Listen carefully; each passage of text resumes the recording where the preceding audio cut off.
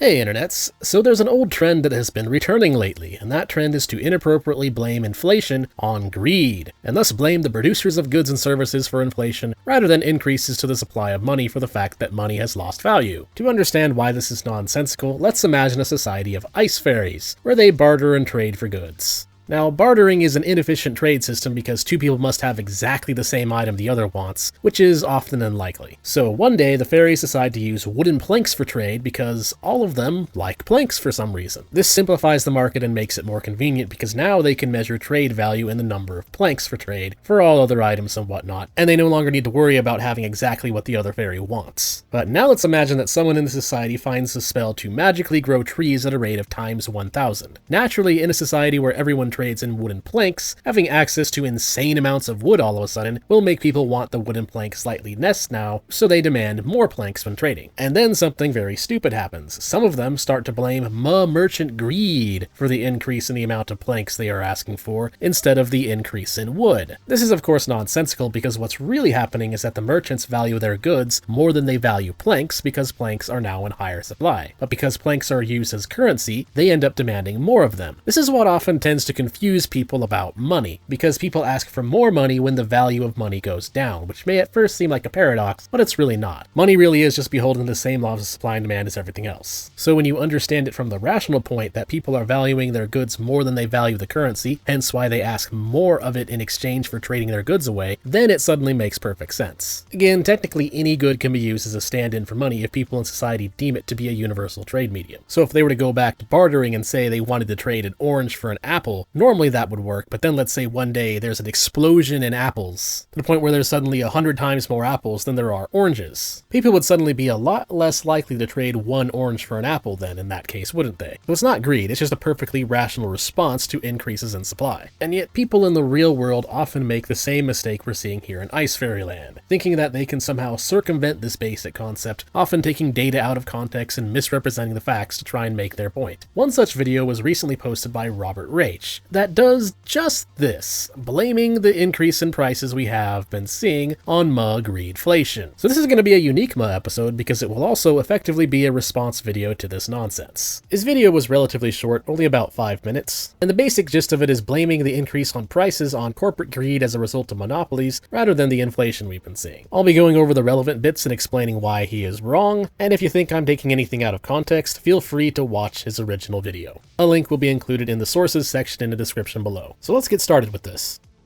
It's a paradox. Inflation is dropping, but prices aren't coming down. How can this be? Because corporations have enough monopoly power to keep them high. Yeah, so first off, his main claim is already pretty deceptive from the start. Inflation has not actually dropped, because as Reich clarifies later in his video, he's of course talking about the inflation rate. If we compare to say 2019, from before the pandemic, the inflation rate was roughly 2%, compared to in March 2024, it's at 3.48%. So prices of course are still going up, which they generally will do so long as that rate stays positive. Expecting otherwise would be to think that putting the brakes on when you're driving a car or driving slower would somehow magically restore the fuel you're using. Pretty silly. So now the only way to really get the idea that the inflation rate is dropping is of course to compare it by only really looking at the spike from COVID. What happened during the pandemic was essentially an artificial controlled recession, along with a whole lot of government spending and a whole lot of money printing. So we saw people dying, businesses shutting down, supply dropping, and of course the inflation rate inevitably spiking as the market caught on. So all the problems caused by the lockdown. And of course, as the pandemic ended and the lockdowns ended, a lot of things returned to somewhat normal, which means you would naturally expect the inflation rate to start spiking downwards a little bit, when in reality inflation is still worse than what it was. The only way they can say that the rate has fallen is by looking at that COVID hump, while ignoring larger date ranges that show it to be not actually that impressive. To compare things a little bit more fairly, let's say compare 2019 to 2024, and the cumulative rate of inflation is 22.2%. Whereas if you compare 2015 to 2020, the cumulative rate of inflation is only 9.2%. So when you see people pointing to this hump and saying inflation has gone down, that is a bogus take, they are lying to you, often as apologia for the current administration. But beyond that, the overall point is that we would in fact expect prices to be still rising. And yes, I know I just spent a lot of time on just a 7-second clip at the start of Robert's video, but it's just important to point out from the get-go why his main premise is completely deceptive. But of course that's not all, so let's take a look at some of the other claims his video makes. 2021, Pepsico, which makes all sorts of drinks and snacks, announced it was forced to raise prices due to higher costs. Forced? Really? The company reported $11 billion in profit that year. In 2020.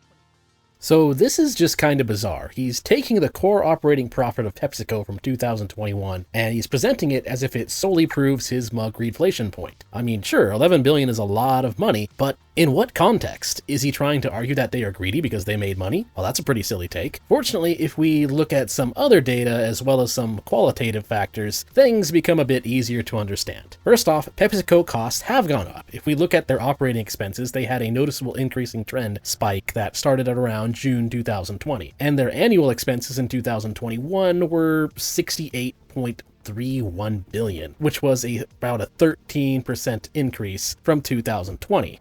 So yeah, sure, PepsiCo is a big company that earns a lot of money, but they also spend and invest a lot of money to get there. So the numbers that Robert is citing here are not really anything to get suspicious over. And furthermore, we can prove that some of their expenses have in fact been increasing. For example, the cost of aluminum cans had the same spike in prices that came with the COVID pandemic, as well as cost of farmers that they rely on went up in 2021. There's also an obvious qualitative factor to consider here. During the pandemic, a lot of us were, stuck at home due to lockdowns and remote work. And PepsiCo just so happens to be a producer of a lot of unhealthy, but also relatively long shelf life and delicious slop, which makes them a good candidate for products that people might want to, hoard a little bit while they're stuck inside for weeks on end. So that kind of brings us up to a little embarrassing question. Perhaps some young people got hooked on junk food during the COVID lockdowns and now value PepsiCo products higher. Well, unfortunately, as it turns out, that's exactly what happened. A study on eating habit changes throughout the pandemic did find some very statistically significant increases in junk food consumption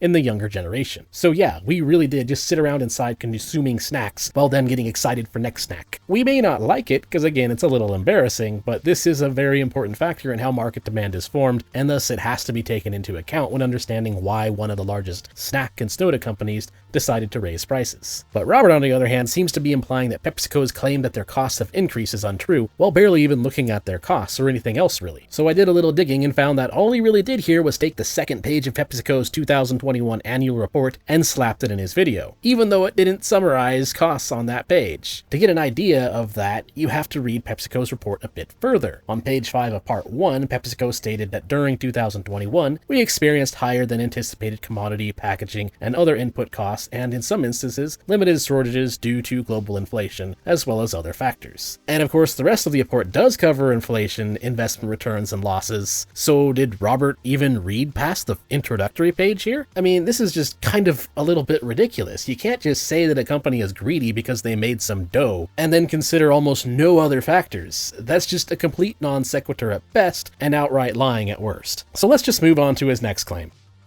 Well, if Pepsi were challenged by tougher competition, consumers would just buy something cheaper. But PepsiCo's only major soda competitor is Coca-Cola, which, surprise, surprise, announced similar price hikes at about the same time as Pepsi, and also kept its prices high in 2023. Price gouging.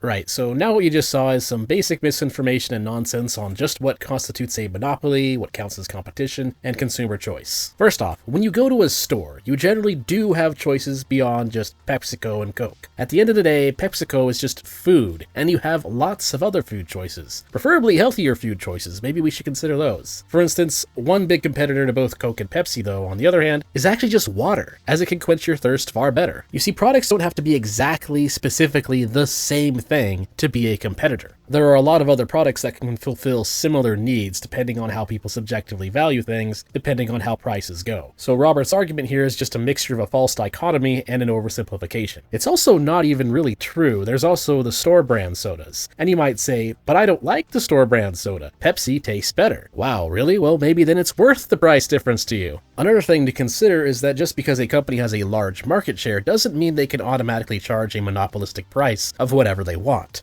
For instance, if Coke and Pepsi conspired to hike their prices up to something totally unreasonable like $100 for a 12-pack, you'd probably take a second look at those store brand sodas then, wouldn't you? Or perhaps smaller competitors like Jones Sodas. That would also make them even more expensive than the companies who make organic sodas. So just because they aren't major competitors, whatever the heck Robert means by that, doesn't mean you can't choose to buy the other products instead. There's absolutely nothing stopping you from buying those products. You see, a company can't just ignore competition just because they have over 50% or so of the market share. Take YouTube, for example. Could Google get away with changing the business model for YouTube from a free service to requiring everyone to pay $20 a month for access on top of YouTube Premium? No, of course not. Just about everyone, if they were to do that, would immediately flock to using Rumble. Even though Rumble only currently has a very small volume in comparison to YouTube, just the fact that Rumble exists makes it so there's a hard limit to what Google could get away with charging. And that's what a lot of people don't realize when thinking about monopolies under this flawed definition of simply defining them of having a large market share. Sometimes the reason a company is on top in market share is simply because they currently offer the most convenient plan or system or whatever. But as soon as they were to stop offering said convenience, they can immediately fall from grace pretty quickly. You've seen this happen in the interwebs before many times in the past, such as when MySpace refused to adapt, made several bad business decisions, and then ultimately got destroyed by Facebook.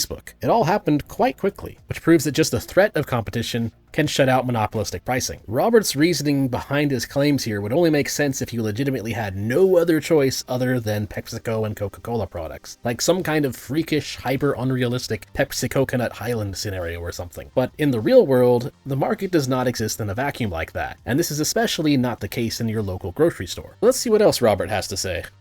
Supply chain disruptions really did make it more expensive to produce a lot of goods for a while.